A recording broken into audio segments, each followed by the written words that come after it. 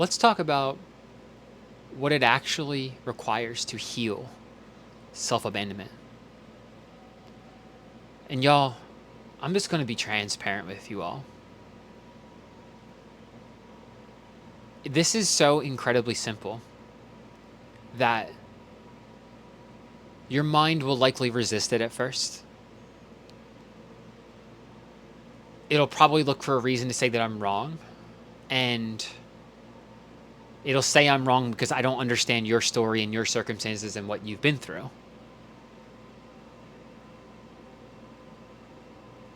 And even though the mind's going to chatter like that, and it's going to say everything, it's going to rehearse, it's going to come back up with all of the stories that you've been living your life by, it doesn't take away from how simple this is. And that is, in order for you to genuinely heal self-abandonment, you have to feel the feelings that you have learned to abandon.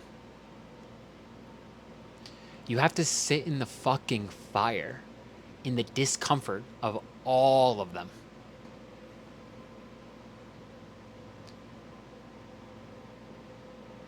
Your shame, the things you feel ashamed of, the things you feel guilty for, the things that make you sad or angry,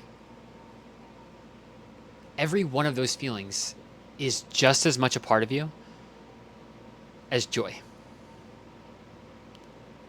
The only real difference is your mind likes the joy. It doesn't like feeling ashamed. But here's the thing. No matter how much you heal, this game, the healing has nothing to do with getting rid of anything. And it has everything to do with increasing your capacity for. Increasing your capacity for shame, for guilt, for anger.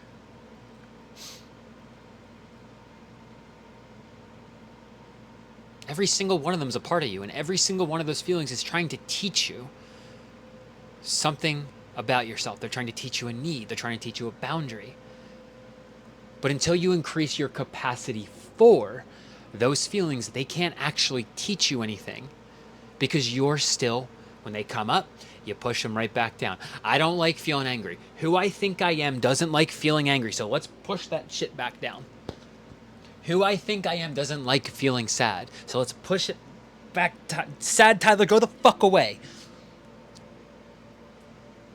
But that's still a part of you. So every time one of those aspects of the self show up, one of those feelings surfaces, you're just like, nope, I don't like feeling this way, so I'm going to push it aside. Who I think I am doesn't like feeling this way. I don't want to be that feeling, but that feeling is still a part of you whether you acknowledge it or not. And here's the thing, y'all. If you're here, if you're still watching this video, if you're still listening to me after I made it that simple, because the people who this won't click for, who it won't resonate for, who aren't meant to hear this, they already clicked off this. They already think I'm crazy, I'm an asshole. They've already called me a bunch of names. I'm like, that's awesome. I'm so fucking here for that. Thank you. But here's the thing. If you're here, if you're still watching this video, this is not about self-awareness anymore. That is already innately a part of who you are. You do not need to become more self-aware. You understand your patterns. You understand why you are the way you are. You understand the traumas and the wounds and how they made you this way. You understand your triggers. You understand all of these things. This is not about awareness anymore. This is not about being mindful of how you are. This is about allowing.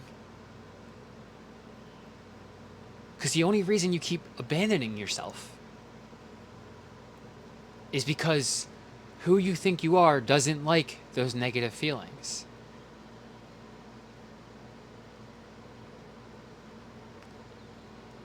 And you have to let them be. So the next time you feel sad, you distract yourself. You fucking feel it. The next time you're angry, you don't mask it. You don't polish it up so everybody will find it acceptable. You let that fucking shit out. I am a huge proponent of anger. Healthy anger, directed in the right way. Not being a fucking asshole. So, when anger comes up, you don't polish it up. You don't make it sound nice. You don't make it accept. You just fucking say it. When you feel guilty, you hold that fucking guilt. Like you're hanging out with a 7-year-old version of you who feels guilty and they have no idea why. They don't even know what guilt is. They just know they don't like it. And you hold them through it. You feel it with them. You show them the fucking path. Shame, same thing. It sucks. I'm not here to sugarcoat this shit for y'all. It fucking blows. When you're 32 years old, like me, and you're like, wow, I have been abandoning the part of me that feels shame for all these years. There's a lot here. It fucking sucks. I'm not going to sugarcoat that for you. It's uncomfortable as hell. But the only way to actually genuinely heal self-abandonment is not about understanding your abandonment wound anymore. It's not about becoming more aware of when you're abandoning yourself, because even if you're aware of it, have you ever noticed that you can't actually make any progress towards not abandoning yourself? You're just aware of the fact that you're abandoning yourself now. The only thing that's changed is that you notice it. Nothing's actually physically changing. And that's because you haven't learned to sit with the feelings that you've abandoned. So stay with them. That is it. That's the trick. That's it. And now, here's the thing. Many of you may find that it's hard, it's uncomfortable. It becomes a practice. A little bit today, a little bit tomorrow. Give yourself grace. Be patient with yourself. If you see a 6-year-old kid crying, you're not going to kick them and be like, hey, grow the fuck up. Stop crying. You're going to hold them. You're going to let them be present. If you're here, you have an empathetic heart. You feel it. You're going to let that 6-year-old cry on your shoulder. Do the same thing for the 6-year-old in here. That's how you genuinely heal self-abandonment. Not understanding it more. Not becoming more aware of it. Because it doesn't change anything until you feel the feelings that you've been abandoning. All right, y'all. I'm going to wrap it up there. If you took anything from this video, you know, YouTube algorithm stuff, like, comment, subscribe, all that jazz. If you want to subscribe to my YouTube subscription, that thing. My email letter, that's where I was going. If you want to subscribe to my email letter, we go into deeper stuff there. Link down below. And if you are interested in working with me one-on-one and joining the MME container, there will also be a link down below. That's it. That's all, y'all. Peace out.